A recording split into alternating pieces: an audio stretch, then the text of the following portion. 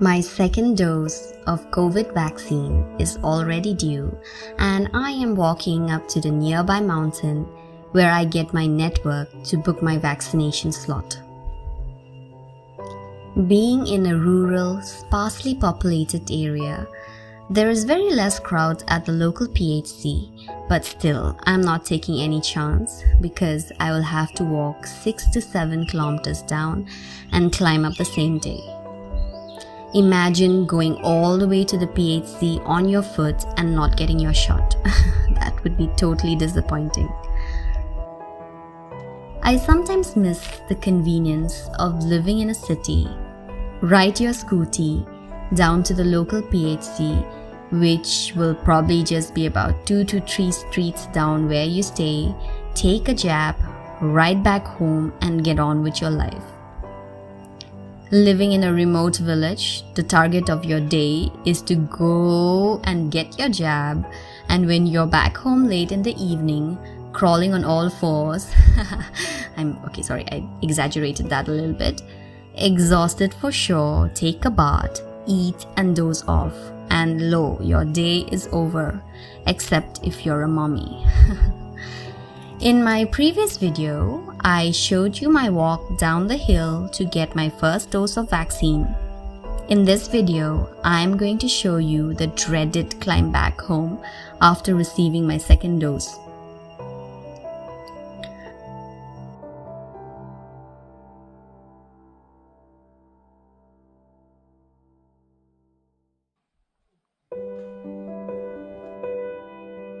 I stay in this tiny village called Upper Rangsa in the West Khasi Hills district of Meghalaya. Right now, I'm in a place called Aradonga where our PHC is located. I have to walk back several kilometers to reach home, which is beyond those mountains in the background of this lush green areca nut farms. The river I am crossing is one of the major river in this region and is known by the name Dilsing, whose meaning I don't know, but there's a common folklore about this river and another river by the name Gijang, and it is said that they are both sisters, but they had a fight and because of that they never met each other, even though they are almost parallel to each other and at a certain point really close to each other but do not make an effort to meet. Some sibling rivalry, that is.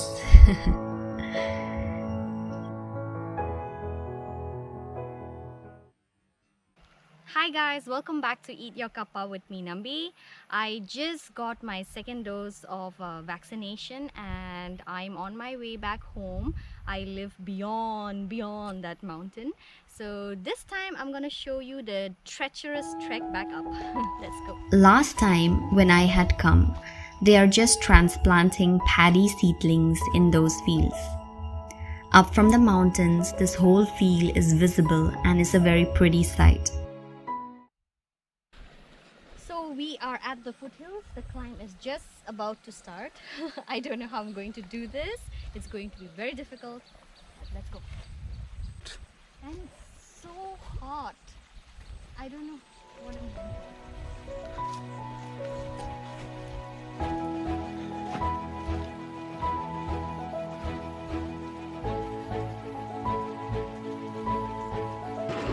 I don't want to wet my shoes.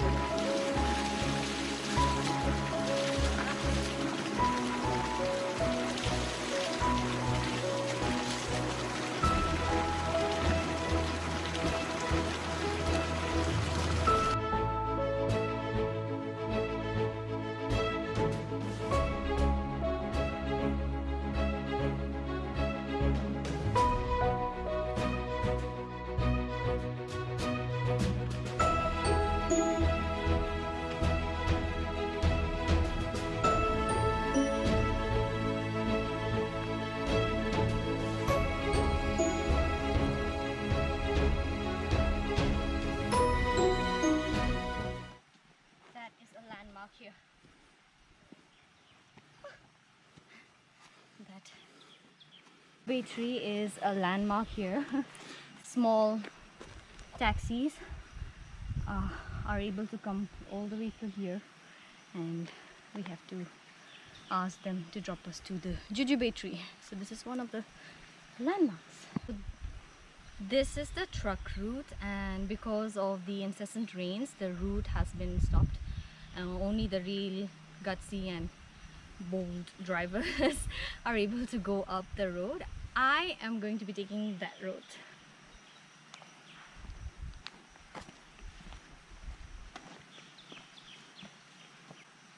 Line number 2.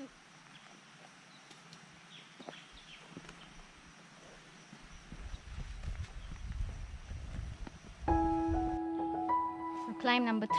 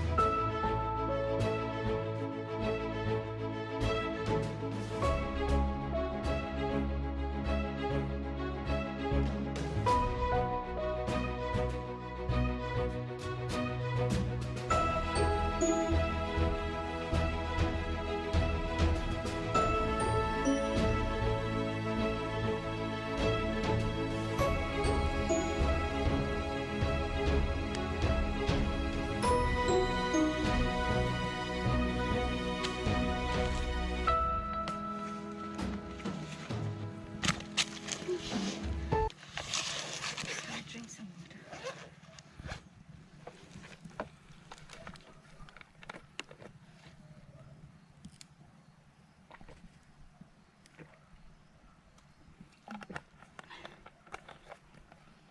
So after this curve, there is this little tea shop that I had tea the last time.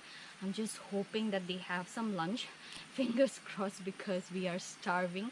We started like really early in the morning, had to make do with last night's dinner, had rasam rice and an omelette, and it was good for the morning, but now everything's gone after all the trekking.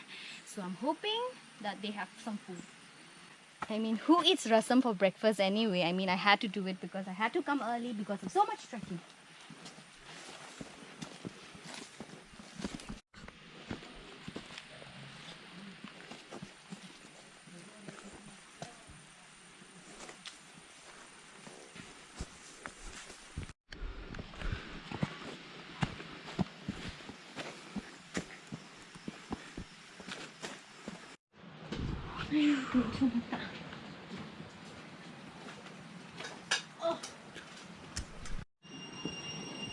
So this is my plate. Pork, potatoes. What's in your plate? Fish. Fried fish. Okay, I'm just gonna turn the camera off for some time because I'm going to eat this. Bye. Bye, dogs. Really?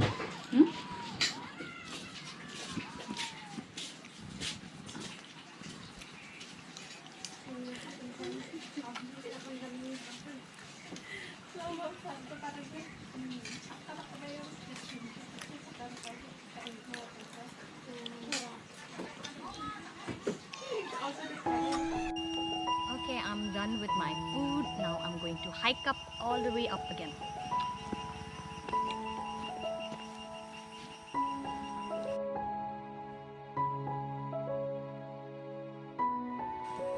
This is the last mile climb that I'm doing. After this, it's just really steep climbs all the way to the top.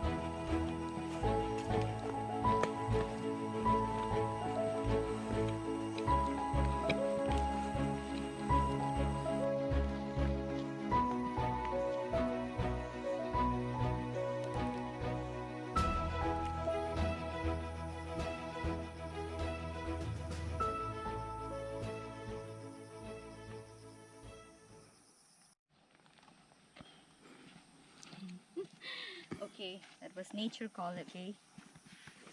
Not the way home, this way home.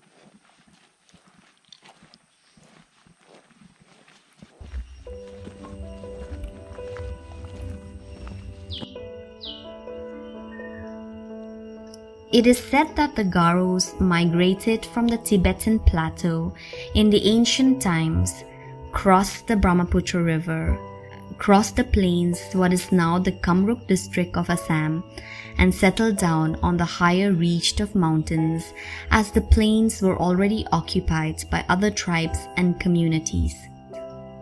The uninhabited mountains covered with virgin forests where they settled down is now known as the Garo Hills. It is also said that while crossing the river, our ancestors lost all the recorded history and books and the writing system in a flood, and hence only had the spoken language left with them by the time they found a new land. In the later days, from the Christian missionaries, Garos learned the English or rather the Latin letters and use it now as a written form. I sometimes wonder why my forefathers chose to leave their land and find home in a new place, answer for which I might never know. But this for sure I can say, why I left the comfort of the city and decided to settle down here. There is nothing that can make you feel whole again as nature. I worked as a teacher in a school and I loved the job. But over a period of time, I felt the unsatiable urge of wanting to build something for myself, something which was wholly mine and not for someone else.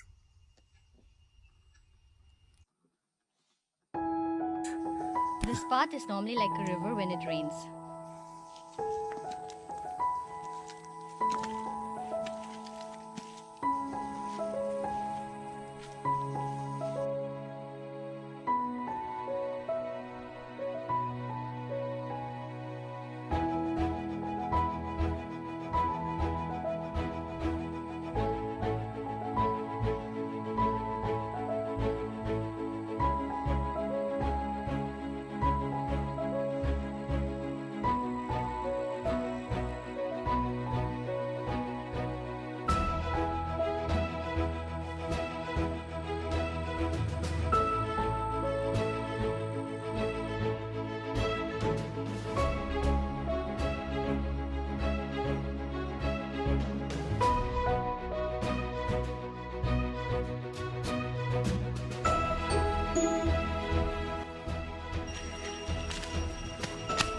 Look at all the leaves here. Winter is coming. Yay.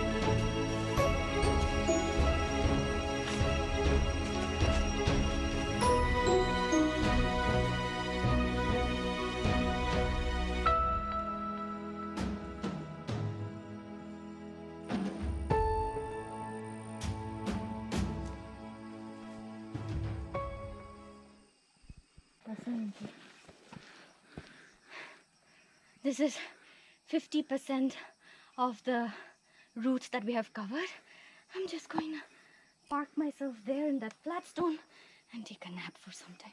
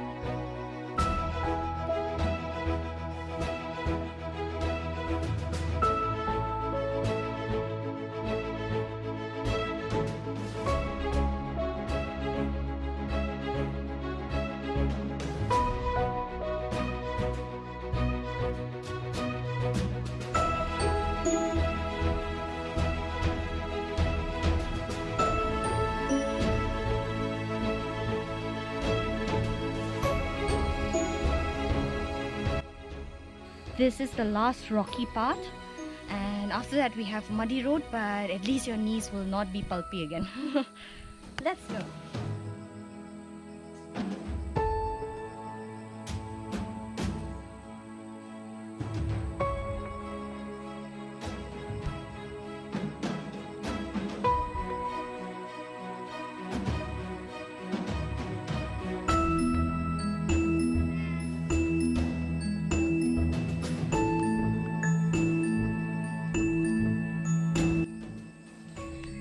Yay, the rocks finally ended the muddy roads now.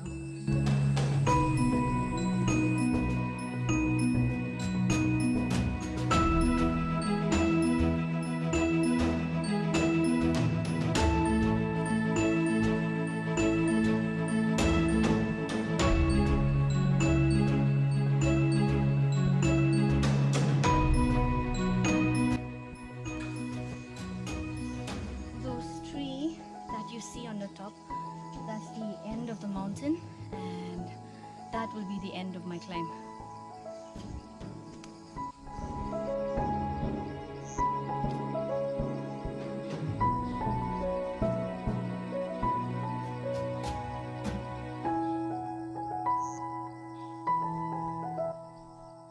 Okay, at least there's some civilization now. We're just about to reach the Carambola tree, and that's where it's like a junction to two separate villages and many other villages. And yeah, the civilization begins.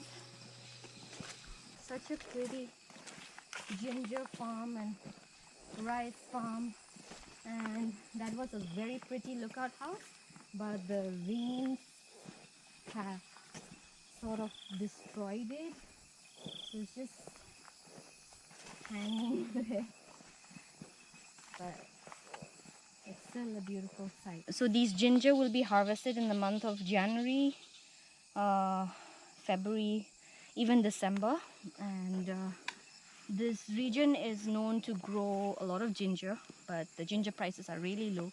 And yeah, but even then the villagers still make sure that they plant lots and lots of ginger to save the seed, because the seeds have been saved and preserved since our ancestors' time. There, that is the Carambola tree. There's a lot of Carambola trees right above me. So this is the junction. This goes to a village called Megadop, and this goes to my village and many other villages after that. This is a shortcut, but I don't plan on taking that because it's slightly scary during the rains. So I'm gonna take the more saner route that is through the village. So let's go. So these are my teak wood that Sunny and I had planted soon after we got married, and they've grown. It's been many years now. How many years are we married for? 7 years now? Yeah, they are 7-year-old teak wood trees, and look how big they've grown.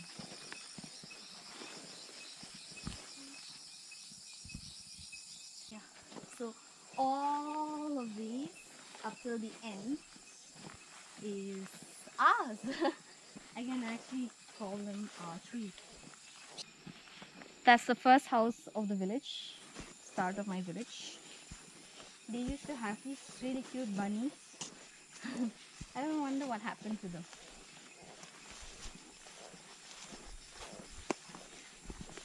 Okay, so I've reached my village and I have just 1% battery left. So I'll see you guys next week. Thank you so much for watching. I hope you guys have enjoyed this video, and if you're new to my channel, don't forget to subscribe, like and share, and also hit the notification icon so that you get an update of when I'm posting my next video. And I'll see you next week. Take care.